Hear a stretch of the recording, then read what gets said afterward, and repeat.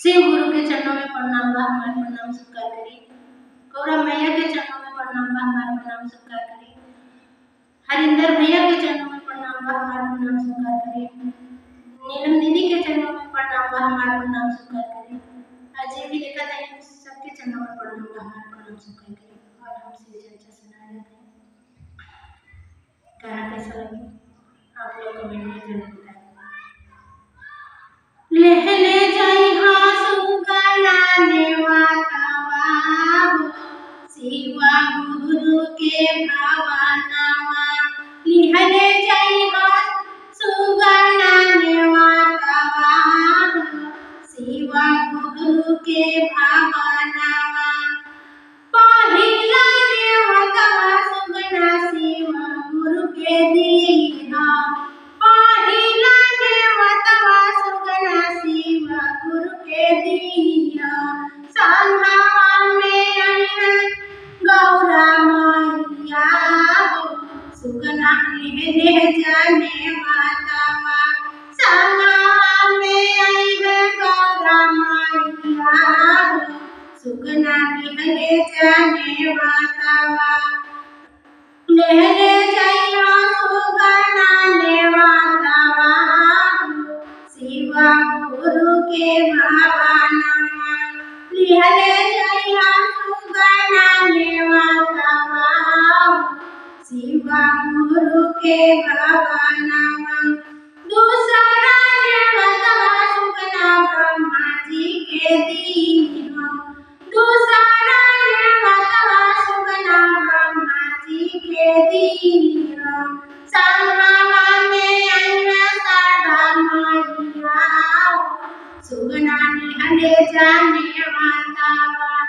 संघवा में आई सारा मैया, सुगना ले जाने वातावा।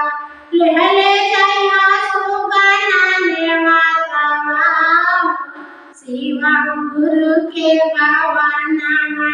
लहले जाइया सुगना ने वातावा, शिवा गुरु के भावनावा।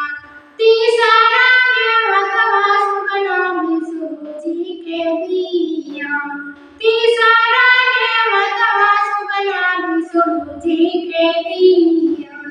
संघवा में आई लक्ष्मी मैया, सुगना ले जाने वातावा।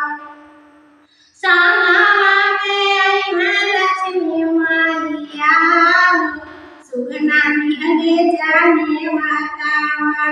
ले जाइया सुगना ने वातावा, शिवा गुरु के भावनावा। लहले जाइया सुगना ने वातावा, शिवा गुरु के भावनावा। चौथा नेवतावा सुगना राम जी के दिया, चौथा नेवतावा सुगना राम जी के दिया।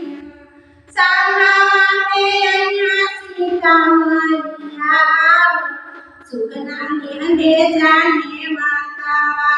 संघवा में आई सीता मैया, सुगना ले जाने वातावा।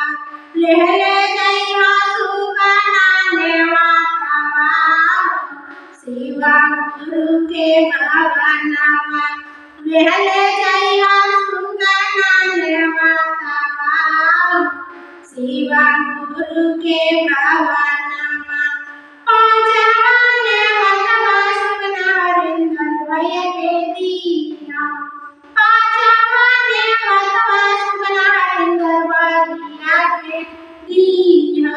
संघवा में आई नीलम दीदिया, सुगना ले जाने वातावा। संघवा में आई नीलम दीदिया, सुगना ले जाने वातावा। ले जाइया सुगना ने वातावा, शिवा गुरु के भावनावा।